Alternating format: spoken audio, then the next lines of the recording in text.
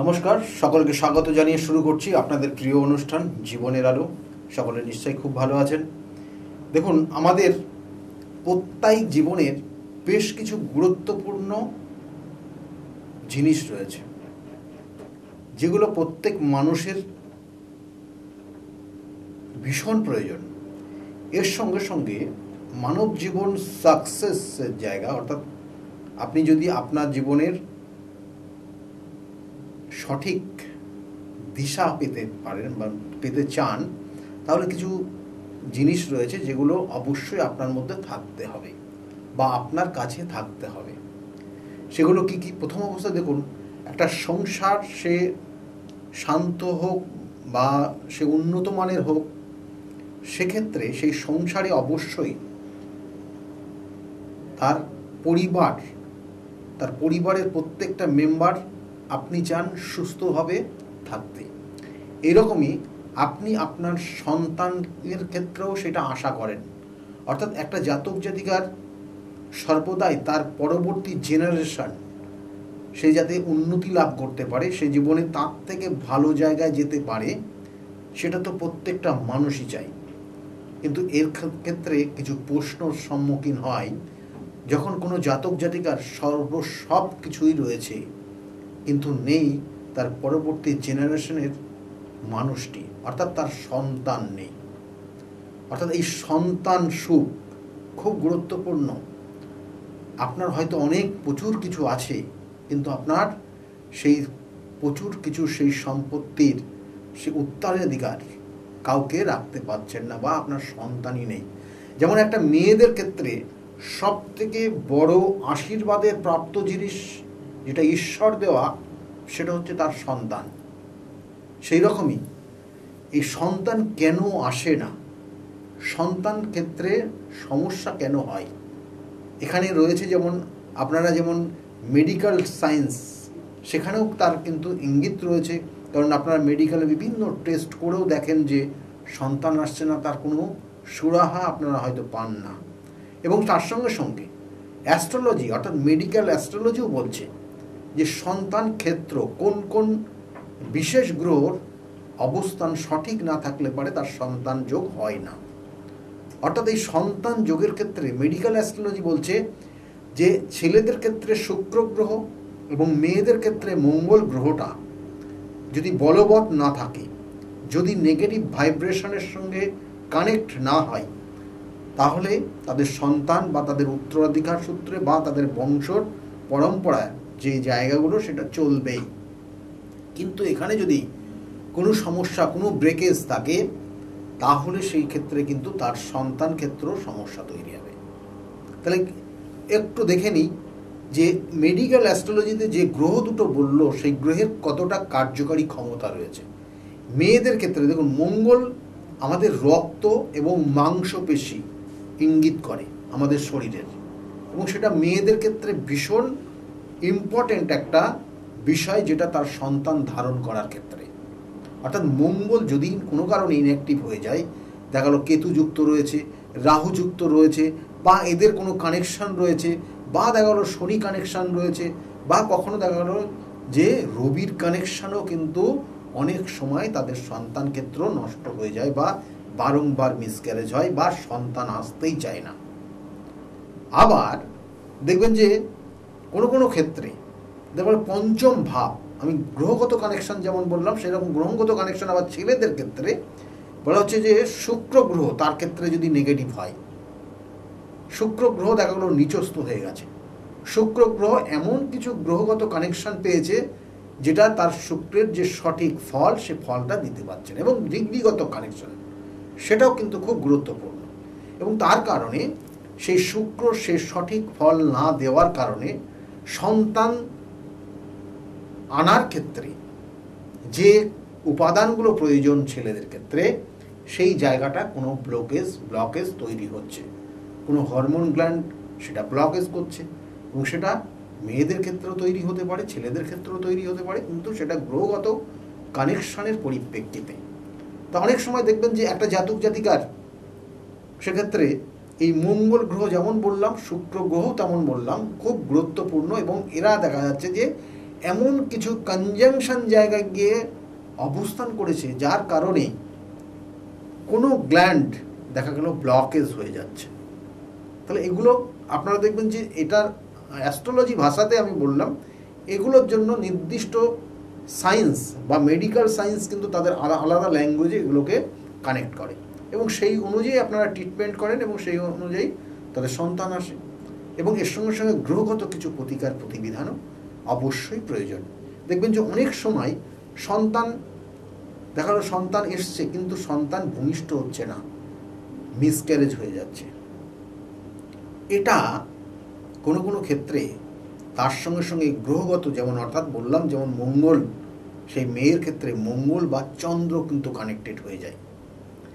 এছাড়াও এই গ্রহগত জায়গা থেকে যেমন যেমন বললাম, কিন্তু আজকের বিশেষ আলোচনা যেটা থাকবে সেটা হচ্ছে একটা জাতক জাতিকার সন্তান নেওয়ার আগ মুহূর্তে এবং সন্তান আসার পর্যন্ত, অর্থাৎ ভূমিষ্ঠ হওয়ার আগ পর্যন্ত সেই জাতিকা কোথায় শয়ন করছে, অর্থাৎ সে বসবাস করছে কোন জায়গায়, তার বাস্তুটা কতটা ইম্পর্টেন্ট, তার বাস্তুটা কতটা তার ক্ষেত্রে ক্ষতি করছে না ভালো করছে, এটা ভীষণ ভীষণ গুরুত্বপূর্ণ। আমি বারবার বলি যে বাস্তুশাস্ত্র কিন্তু সঠিক দিশা মেনে যদি আপনি বাস্তুশাস্ত্রে অর্থাৎ বাস্তুতে বসবাস না করেন, তাহলে কিন্তু সেই বাস্তু থেকে অনেক অনেক নেগেটিভ ভাইব্রেশন আপনি পেয়ে যাবেন। যেমন দেখুন, একটা জাতক জাতিকা, যেমন কয়েকটা পয়েন্ট আমি একটু বলে দিই। দেখবেন গর্ভবতী অবস্থায় বা সন্তানের গর্ভধারণের ক্ষেত্রে বাস্তু কিন্তু ভীষণ গুরুত্বপূর্ণ এখানে যেটা বলা হচ্ছে। এবং গর্ভ অবস্থার জন্য একটা মহিলা সে কোথায় বসবাস করবে সেটাও গুরুত্বপূর্ণ। এবং এগুলো প্রত্যেকটা বাস্তুর সঙ্গে কানেক্টেড। কেমন দেখুন, একটা জাতক জাতিকা যখন গর্ভবতী হবেন, সন্তান সে যখন নেবেন, তখন তার নির্দিষ্ট শয়ন কক্ষ আলাদা। অর্থাৎ আমরা এর আগে আলোচনা করেছি যে জলের দিক একদিক, অগ্নিদিক একদিক, বায়ুর একদিক, এরকম যে পঞ্চ কানেকশন রয়েছে, অর্থাৎ পাঁচটাই কানেকশন কিন্তু একটা জাতক বা একটা বাস্তুতে আসে।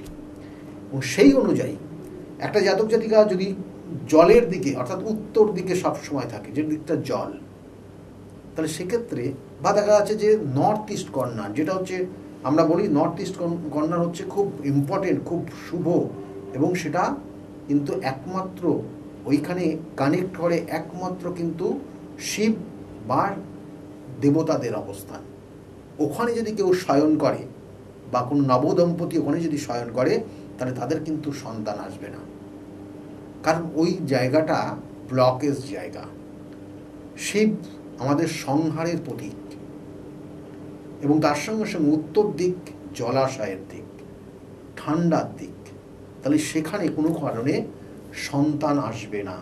তার জন্য প্রয়োজন অবশ্যই অগ্নি, অর্থাৎ আগুন খুব গুরুত্বপূর্ণ, কারণ আগুনই একমাত্র পারে সৃষ্টি করতে। সৃষ্টির কিন্তু মূল লক্ষ্য হচ্ছে আগুন।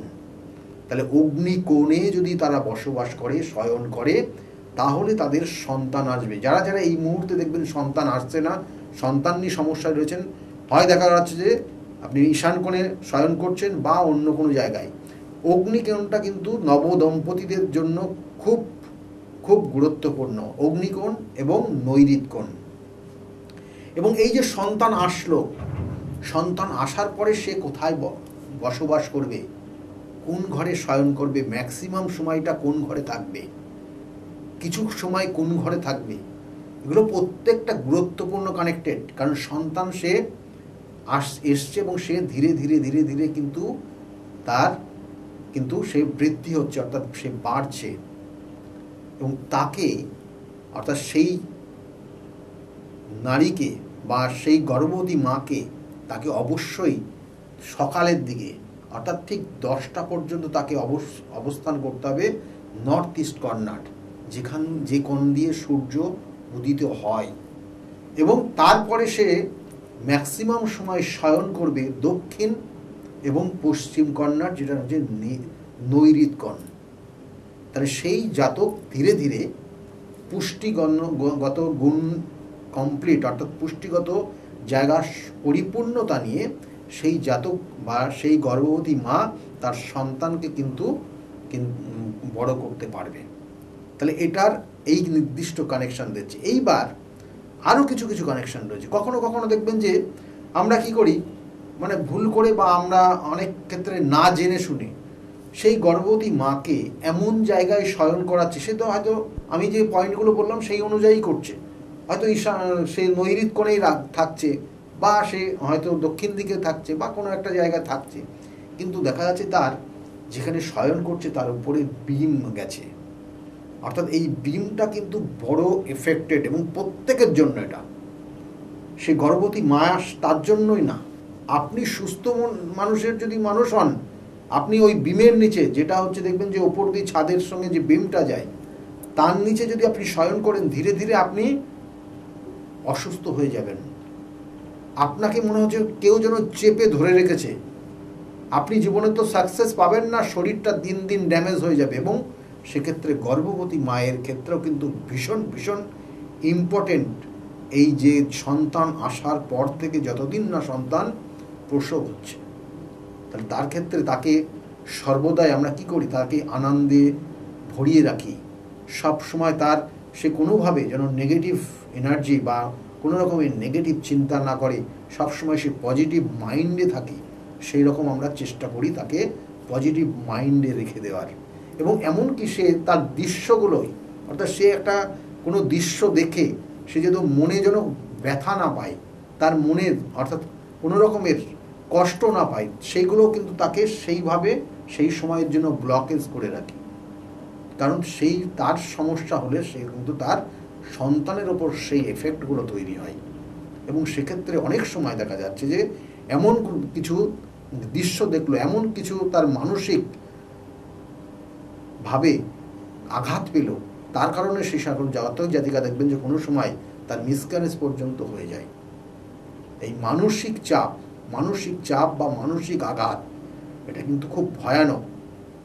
এবং তার সঙ্গে সঙ্গে যে জায়গাগুলো বললাম, দেখবে যে অনেক সময় একটা জাতক জাতিকা সে যে বাথরুমটা ইউজ করছে, সেই বাথরুমটা হচ্ছে নর্থ ইস্ট কর্নারে, বা বাথরুমটা এমন একটা জায়গা সেটা হচ্ছে সিঁড়ির নিচে, তাহলে সেক্ষেত্রেও জানবেন সন্তান মিসক্যারেজ হয়ে যাবে বা হওয়ার ঝোঁক কিন্তু তৈরি হয়ে যায়।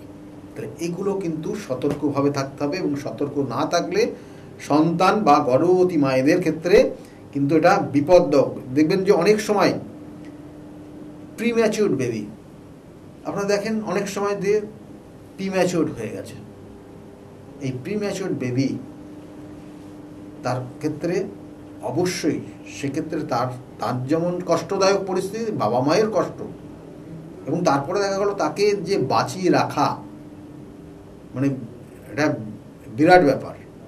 এবং সেক্ষেত্রে আমরা সর্বদাই চেষ্টা করি, প্রত্যেক বাবা মা এবং তার পরিবার সবাই মিলেমিশে সেটাকে চেষ্টা করে। কিন্তু এটা কেন হয়? এই যে সিমটমগুলো বললাম, এগুলো প্রত্যেকটা বাস্তু এফেক্টেড। একটা জাতক জাতিকাকে কিন্তু বারংবার যদি আপনি নর্থ ইস্ট কর্নার অর্থাৎ সাউথ ইস্ট কর্নারে রাখেন, সাউথ ওয়েস্ট কর্নার কিন্তু ড্যামেজের জায়গা সন্তান আসার পর, কারণ সেটা অগ্নিকোণ, অগ্নিকে সাপোর্ট করছে, এবং তার কারণে তার দেখবেন যে অনেক সময় প্রিম্যাচিউর হয়ে যায় অগ্নি, অর্থাৎ এই অগ্নিকোণে যদি তারা শয়ন করে পরবর্তী সন্তান আসার পর। এবং এর সঙ্গে সঙ্গে এইবার আসি, আপনাদের দেখবেন যে অনেক সময় একটা জাতক জাতিকার,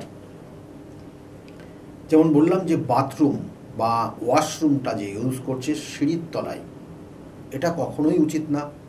এবং এর সঙ্গে সঙ্গে ওয়াশরুম যদি কোনো কারণে সাউথ ওয়েস্ট কর্নার হয়, সাউথ ওয়েস্ট, তাহলে সেক্ষেত্রেও জানবেন যে সেই সন্তান কিন্তু ভূমিষ্ঠ হওয়ার নির্দিষ্ট যে সময় রয়েছে তার আগে ভূমিষ্ঠ হয়ে যেতে পারে। তাহলে এই জায়গাগুলো সন্তানের কানেকশন, অর্থাৎ এর কারণে কিন্তু সন্তান আসতে চায় না। এটা বাস্তুর এফেক্টেড, এগুলো বাস্তুর যে জায়গাগুলো। এবং দেখবেন যে অনেক সময় আমরা কোনো যুদ্ধের কোনো ছবি, কোনো মৃতদেহর ছবি, সেই গর্ভবতী মা যে রুমটাতে থাকবেন, যে ঘরটাতে থাকবেন, সেই ঘরে রাখা উচিত না। কোনো মৃতদেহর বা মৃত ব্যক্তির ছবি সেখানে আমরা রাখি না। যুদ্ধ হচ্ছে এমন কোনো ছবি সেখানে আমরা রাখি না, বা যুদ্ধের জন্য সে মানে একটা কোনো মুভমেন্ট সেটা তার আমরা রাখি না, কারণ সেগুলো কিন্তু তার মনকে এফেক্ট করে, এবং তার মন যখন এফেক্ট হবে তার সন্তানের ওপর কিন্তু সেই এফেক্টগুলো চলে যাবে, এবং তার কারণে কিন্তু সেই সন্তান অনেক সময় অনেক ধরনের তার শারীরিক সমস্যা তৈরি হয়ে যায়, এবং কখনো কখনো কিন্তু আমাদের সেই অবচেতন মনে সেই সন্তানের কিন্তু বিভিন্ন রোগ পর্যন্ত তৈরি হয়ে যায় ভূমিষ্ঠ হওয়ার পর। তাহলে এইগুলো আমাদের অবশ্যই দেখা উচিত, এবং না দেখলে কিন্তু সমস্যা হবে। এটা যেমন একটা পার্ট বললাম, বাস্তুর একটা এফেক্ট। এইবার আবার আসি জন্মছকের, যেমন গ্রহগত কানেকশন বলছিলাম, এবং এর সঙ্গে সঙ্গে ভাবগত কানেকশন খুব পাওয়ারফুল ভাব। কারণ একটা সন্তান আপনার কি ধরনের হবে সেই সন্তানের কানেকশনটা পঞ্চম ভাব থেকে দেয়। অর্থাৎ আমাদের 12টা যে ভাব রয়েছে, আমি বারবার বলি 27টা নক্ষত্র, 12টা রাশি এবং 9টা গ্রহ। এই 9টা গ্রহ এবং 12টা ভাবের মধ্যে বা 12টা রাশির মধ্যে পঞ্চম ভাব তার লগ্নের সাপেক্ষে বা তার চন্দ্রের সাপেক্ষে ক্যালকুলেশন করতে হয়। ওই পঞ্চম ভাবে যদি কোনো কারণে দেখবেন যে কেতু অবস্থান করছে, ওই পঞ্চম ভাবে দেখা গেল কোনো কনজাংশন কানেকশন, মঙ্গল কেতু কানেকশন হয়ে আছে, শনি কানেকশন হয়ে আছে, বা অন্য অশুভ গ্রহ অষ্টমপতি গিয়ে ওখানে গিয়ে অবস্থান করছে, দ্বাদশপতি গিয়ে অবস্থান করছে, বা দেখা গেলো পঞ্চমপতি দ্বাদশে বা ষষ্ঠে বা অষ্টমে দুস্থানে গিয়ে কানেক্টেড হয়ে আছে, তাহলে দেখবেন যে ওই সন্তান মিসক্যারেজ হয়ে যাচ্ছে, ওই সন্তান বারংবার মিসক্যারেজ হচ্ছে। তাহলে এগুলোর প্রতিকার রয়েছে অবশ্যই, এবং এগুলো দৈবিক প্রতিকার। কারণ পঞ্চম থেকে দেয় একটা জাতক জাতিকার পূর্বজন্মের কর্মফল, পূর্বজন্মের আপনি কি করেছেন, কি দোষ করেছেন, কি ভালো করেছেন, সম্পূর্ণটা পুঞ্জীভূত হয়ে সেটা আপনার এই জন্মের তার শুভ ফল দেবে। তাহলে এইগুলো ভাবগত কানেকশনের পরিপ্রেক্ষিতে বললাম। অনেক সময় দেখবেন যে পঞ্চমে বৃহস্পতি রয়েছে, মানে ভালো পুত্র সন্তান হবে, অনেক সময় কন্যা সন্তান হয়। কেন হয়? কারণ এখানে সন্তান আমি পুত্র সন্তান কন্যা সন্তান বলে না, পঞ্চমে যদি বৃহস্পতি থাকে, কারণ সন্তান কারক গ্রহ হচ্ছে বৃহস্পতি, এবং সেই কারক গ্রহ কারকভাবে যদি অবস্থান করে তাহলে কারকতা নষ্ট হয়ে যায়, এটা অ্যাস্ট্রোলজি বলছে। এবং সেই জন্য দেখবেন সেই সকল জাতকের সন্তান আসতে অনেক দেরি হয়ে যায়।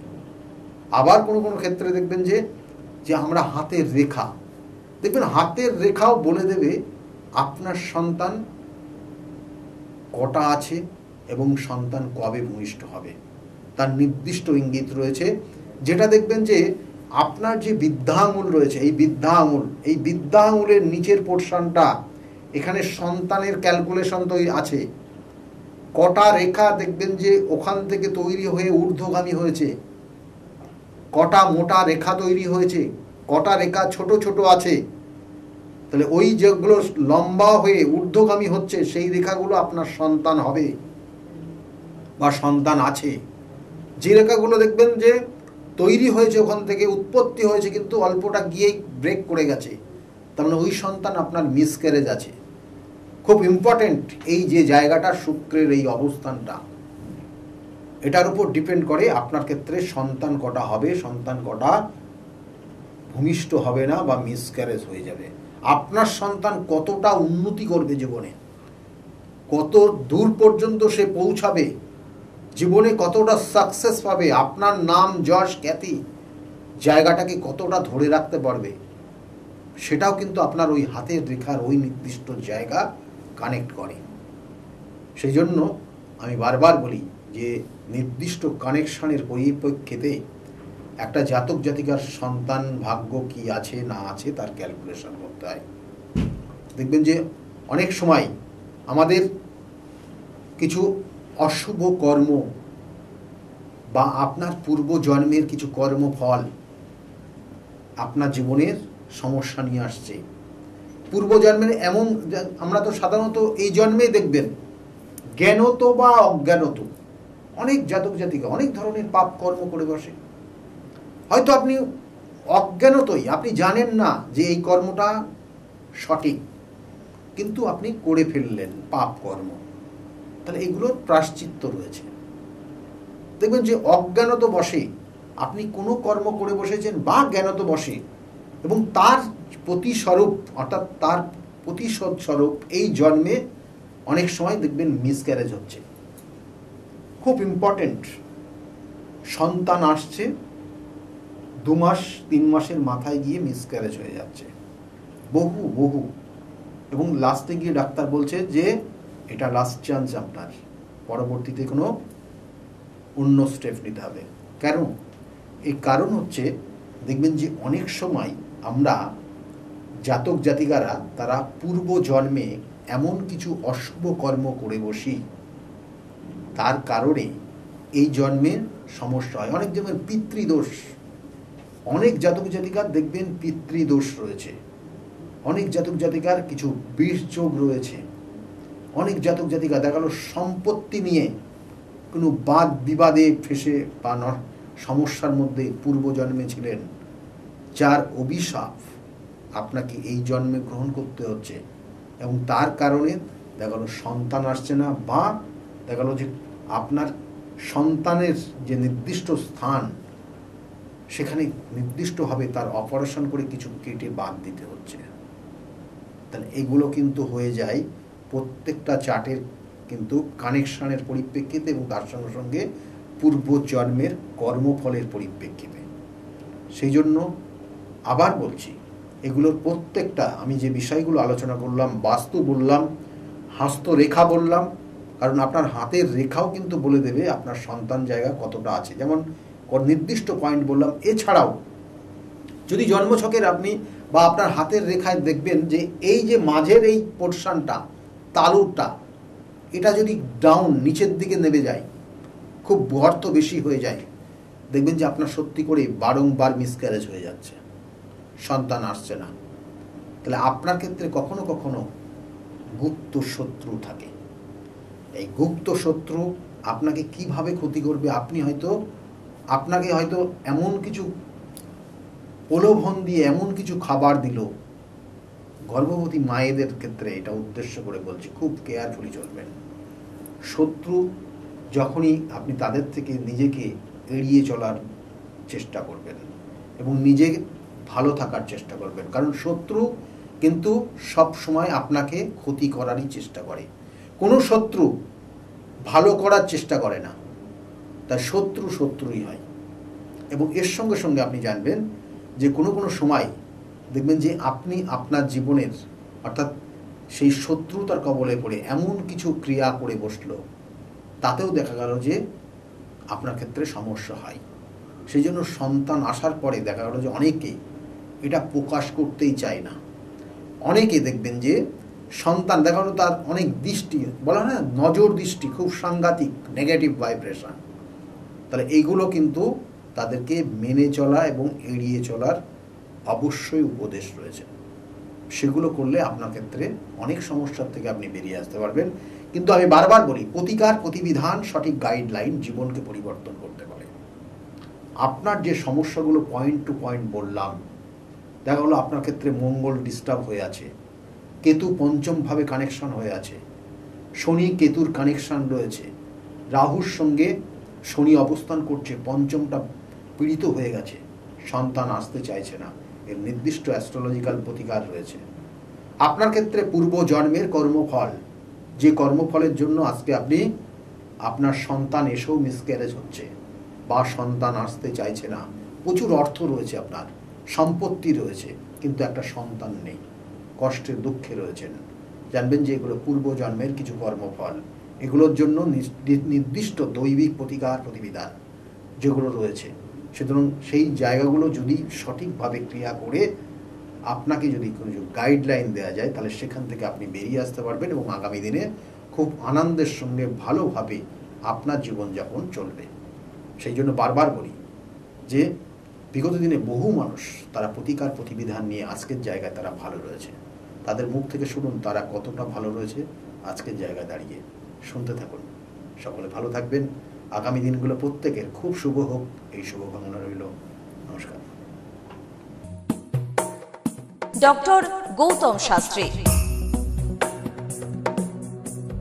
আর 5 জন অ্যাস্ট্রোলজারের থেকে কেন তিনি আলাদা?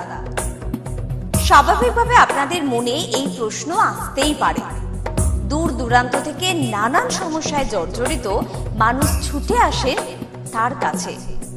গ্রহদোষ হোক কিংবা কাল সর্পদোষ, অথবা ধরুন মাঙ্গলিক দোষ কিংবা অন্য যে কোনো সমস্যা, তারা জানেন সব সমস্যা স্থায়ী সমাধানে এক এবং অদ্বিতীয় ডক্টর গৌতম শাস্ত্রী। চলুন আজ আপনাদের সাথে পরিচয় করিয়ে দিই এমন কিছু মানুষের এবং শুনে নিই তাদের কথা।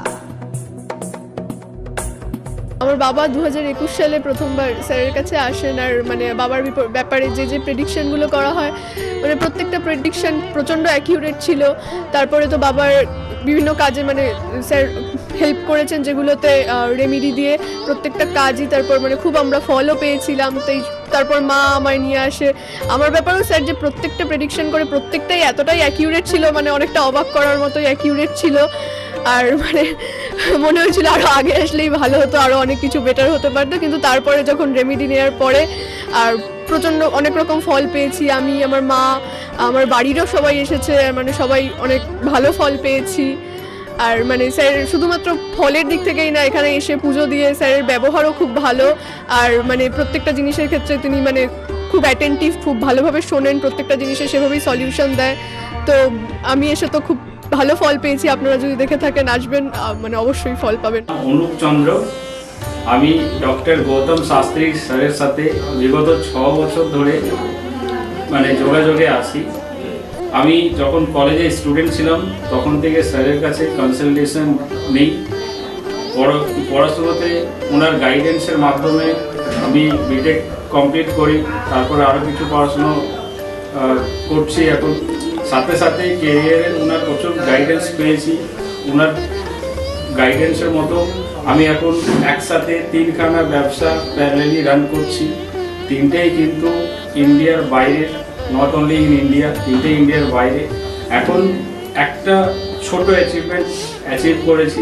রিসেন্টলি আমি একটা গাড়ি কিনেছি, যেটা Volkswagen company, 25 lakhs and above. পরবর্তীকালে বেশ কয়েকটা গোল আছে।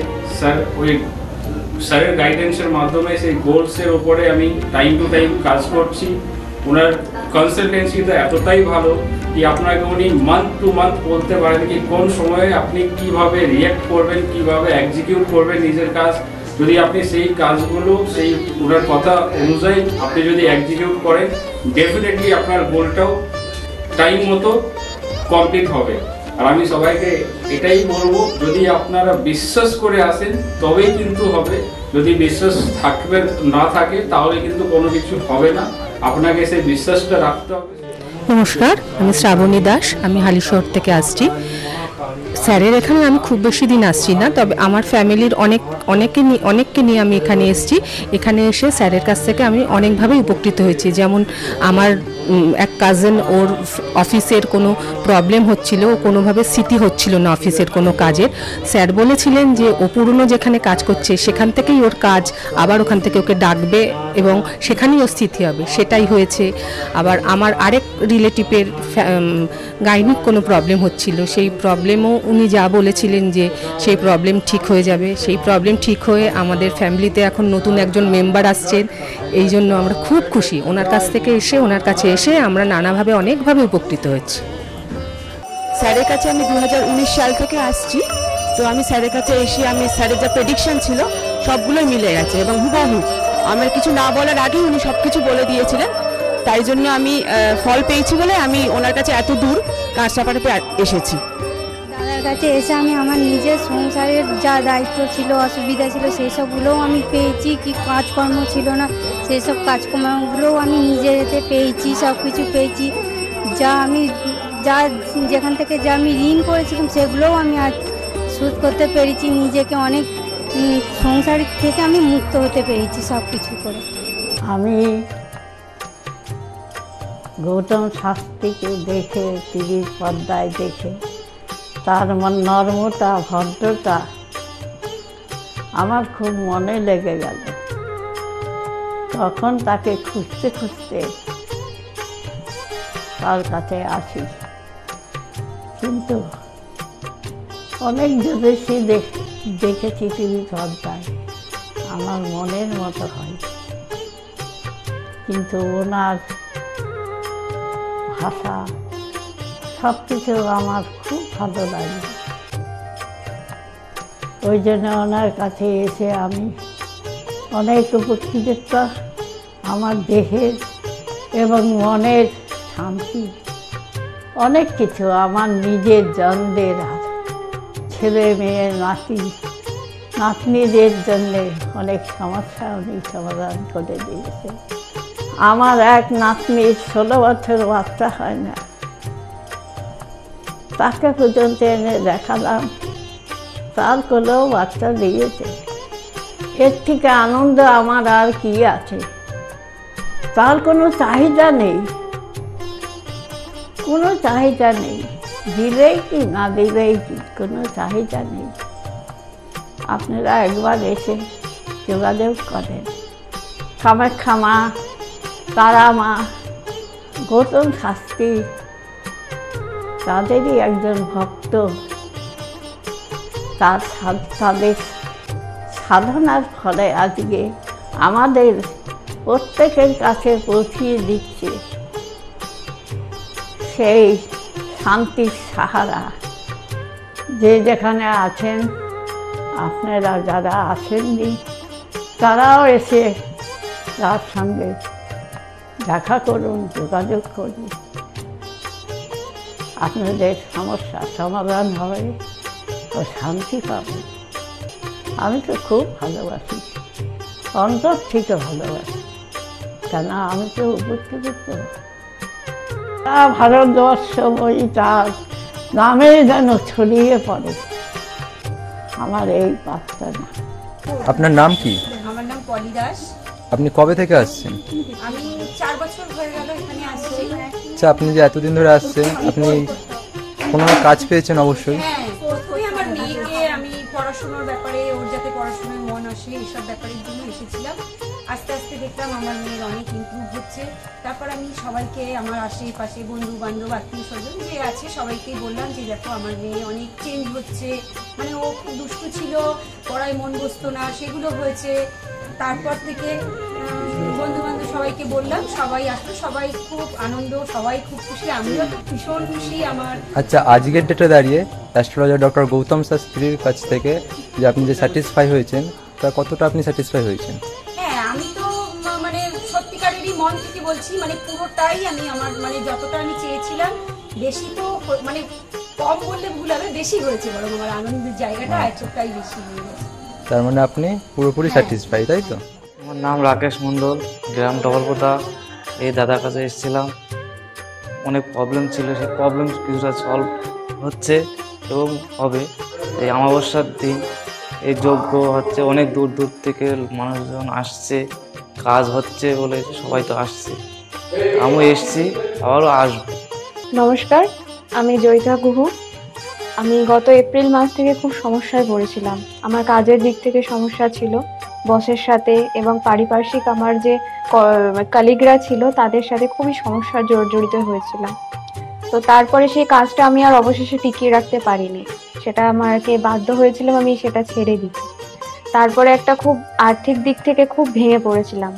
তো সেই সমস্যায় জর্জরিত হয়ে বুঝতে পারছিলাম না কি করব। তো হঠাৎ একদিন টিভিতে প্রোগ্রাম দেখি ডক্টর গৌতম শাস্ত্রী, ওনার কথাবার্তা, ওনার যে উপাচারগুলো রয়েছে, যেগুলো উনি বলেন প্রতিকার, সেগুলো শুনে আমার খুব ভালো লেগেছিল। তো ওনার সাথে এসে দেখা করি, আমার সমস্ত কথাবার্তা ওনার সাথে শেয়ার করি, প্রবলেমগুলো। তারপর উনি আমাকে দেখে আমাকে কিছু বলেন আমার ব্যাপারে, তো সেগুলো একদম হুবহু মিলে যায়। তো তারপরে উনি আমাকে রেমেডি সাজেস্ট করেন, তো আমি সেই রেমেডিটা নিই, আমি ধারণ করেছি। তো ধারণ করার পর আমি আস্তে আস্তে নিজের মধ্যে একটা চেঞ্জ দেখতে থাকি। তো এবং আমি গত আগস্টের 27 তারিখে একটা জব পেয়েছি, যেটা আমার মনের মতো। এখানে আমার ডেজিগনেশন, আমার স্যালারি, আমার মনের মতো লোকেশন আমি এখানে পেয়েছি, মানে এটাতে আমি বিশেষভাবে আপ্লুত। তো সের জন্য অসংখ্য ধন্যবাদ ডক্টর গৌতম শাস্ত্রীকে। নমস্কার, আমি মেলিনা থমাস। আমি গত 1 মাস আগে থেকে ডিপ্রেশনে ভুগছিলাম এবং আমার অনেক রকম সমস্যা দেখা দিচ্ছিল। আমি আমার মায়ের থ্রু থেকে জানতে পারি ডক্টর গৌতম শাস্ত্রীর কথা এবং আমি সেখানে আমার প্রবলেমগুলো নিয়ে আসি এবং তার কথা মতো আমি প্রতিকারগুলো করি এবং সেই কথা মতো আমি চলতে থাকি। এখন আমার কাছে অনেক জবের অপরচুনিটিস আসছে এবং আমার আগের যে সমস্যাগুলো ছিল সেগুলোও গেছে। আমি সিলেকশন করছি কোন জবটা করব এবং যে কোনো একটা জব আমি সিলেক্ট করব এবং আগেও আমি ডক্টর গৌতম শাস্ত্রীকে অনেক ধন্যবাদ জানাচ্ছি এই আমাকে এত কিছু করে দেওয়ার জন্য। এবং আপনারা চাইলে আপনারাও আসতে পারেন নিজেদের অসুবিধা নিয়ে এবং তার কাছে এসে সমস্যাগুলোর সমাধান করতে পারেন। আপনারা যদি তার কথা মতো চলেন আপনারাও আমার মতো ভালো ফল পেতে পারেন। অ্যাস্ট্রোলজার ডক্টর গৌতম শাস্ত্রীর চেম্বারে আপনি কতদিন আসছেন? আমি প্রায় 2.5-3 বছর ধরেই এখানে মানে রেগুলারলি আসছি। মোটামুটি আমার যখনই অসুবিধা হচ্ছে আমি তখন চলে আসছি। আপনি কোন চেম্বারে দেখিয়েছেন? আমি এখানকার কাঁচরাপাড়া চেম্বারে। কাঁচরাপাড়া চেম্বারে দেখিয়েছেন, মানে আপনি যে সমস্যাটা নিয়ে এসেছেন ওটা কি আপনার কিওর হয়েছে? হ্যাঁ, আমি প্রথমে যে সমস্যাটা পড়াশোনার সমস্যা নিয়ে প্রবলেমে পড়ে ওনার কাছে এসেছিলাম, তা মোটামুটি আমার যত দিন যাচ্ছে ইমপ্রুভ হচ্ছে আস্তে আস্তে। না আপনার কাজ হয়েছে এরই মধ্যে এসেছেন? আমি হালিশহর থেকে এসেছি। ধরো আমার নাম তো মলিনা ঘোষ, কিন্তু তোমার কি হয়েছে বলো তো, আমি দাদার কাছে অনেক বছর ধরে মানে কয়েক বছর ধরে ভালোই এসেছি। আমি অনেক বিপদে পড়েছিলাম তো, তখন আমি এক টিভি চ্যানেলে দেখে সবাই কিন্তু প্রোগ্রাম দেখে, সব সিরিয়াল দেখে, সব কিছু দেখে, কিন্তু আমি ওই সিরিয়াল সব কিছু ছেড়ে আমার এমন বিপদ হয়েছিল, আমি শুধু টিভির কাছে বসে শুধু এই শাস্ত্রীয় চ্যানেলগুলো দেখে দেখে আমি মনে ভাবতাম আমি কাকে মনের মতন পাবো। পেলাম যে সবাই এত চ্যানেলে, কিন্তু আমি সবাইকে দেখেছি, আমার দাদাকেই আমার খুব পছন্দ হলো। আমি খোঁজ করতে করতে করতে করতে আমি এমন বিপদ যে আমি এই বিপদে কি করে উঠবো, তখন ওই দাদার কাছে আসলাম। খোঁজ পেয়ে চিকিৎসা করতে করতে তখন দাদার কাছে এসে আমার অনেক বড় বিপদ ছিল, আমার ছেলে স্বামী সব নিয়ে আমার বাড়ির খুব অবস্থা খারাপ ছিল। আজকে ওনার কাছে এসে আমি অনেক উপকার পেয়েছি। আমি সবার কাছে বলছি, আমি এত লোক দেখছি, আমি বলি একটু যদি দাদার কাছে এসে সব ধৈর্য ধরে, কারোর বিফল হবে না, তার ফল ছাড়া বিফল হবে না। আমি ভাবি যে আমি অনেক লোকও পাঠিয়েছি, আমরা যদি প্রচার করতে পারি, অনেকে আছেন এই দাদার কথা বলবো না, বলবো না, কিন্তু না বলেন, মানুষ যদি বিপদের হাত থেকে বাঁচে সবারই তো ভালো হয়। কিন্তু দাদার কাছে আসার পরে আমার এমনও মাঝে একটা এমনও বিপদ গেছে, এই দাদাই আমাকে এই বিপদের হাত থেকে উঠিয়েছে। এর জন্য আমি দাদার কাছে সারা জীবনের জন্য কৃতজ্ঞ থাকি। দাদাকে চাই দাদাও ভালো থাকুক, আমরাও যেন দাদার কাছে এসে দাদা আরো সুস্থভাবে যেতে পারি। শুনলেন তো, এনাদের প্রত্যেকের আশা, ভরসা এবং বিশ্বাসের একটাই নাম, ডক্টর গৌতম শাস্ত্রী, যার সম্পর্কে আমরা এত কিছু শুনলাম। চলুন এবার দেখে নিই তিনি কি বলছেন। আজকের যে ফিডব্যাক আপনারা পাচ্ছেন, এগুলো কিন্তু আমার সবটাই আমার গুরুদেবের আশীর্বাদ। কারণ গুরুদেব আমাদেরকে একটা জিনিসই বলেছিলেন যে যেভাবেই হোক মানুষকে উপকার করলে তোমার কিন্তু আগামী দিনে দেখবে তোমার মানুষ কিন্তু তোমার পাশে এসে দাঁড়াবে। এবং সেইভাবেই আমি কিন্তু যেভাবে সকলের উপকার বা আমি যতটা কাজ করছি সকলে উপকৃত হচ্ছে, এবং এর জন্য আমিও কিন্তু খুব আনন্দ পাই যখন তারা বলে যে না দাদা, আমি আপনার এই কারণে এই জন্য এসেছিলাম, এই কাজটা আমি পেয়ে গেছি। সুতরাং আমিও চাই যে এইভাবে মানুষের পাশে থেকে মানুষকে সহযোগিতা করে মানুষকে আরও ভালো জায়গায় পৌঁছে দেওয়া। যাদের খুব দুঃখের মধ্যে, কষ্টের মধ্যে আছে, তাদেরকে কিছুটা গাইড করে তারা যদি আরও ভালো জায়গায় যেতে পারি এবং ভালো জায়গায় তাদেরকে যদি নিয়ে যেতে পারি, এটাই হচ্ছে আমার মেন উদ্দেশ্য। অর্থাৎ তারা যদি আরও ভালো জায়গায় যেতে পারে, সেখান থেকে যে আনন্দ উপভোগ করতে পারবো আমি, সেটা কিন্তু চিরস্থায়ী থেকে যাবে। তাহলে আর দেরি কেন, চটপট ফোন করুন 9836410969 অথবা 8335805241 এই নাম্বারে। শুধুমাত্র একটি ফোন, যা পাল্টে দিতে পারে আপনার গোটা জীবন। জ্যোতিষবিদ, বাস্তুবিদ, হস্তরেখা বিশারদ ও spiritual guide doctor Gautam Shastri, এক এবং অদ্বিতীয়।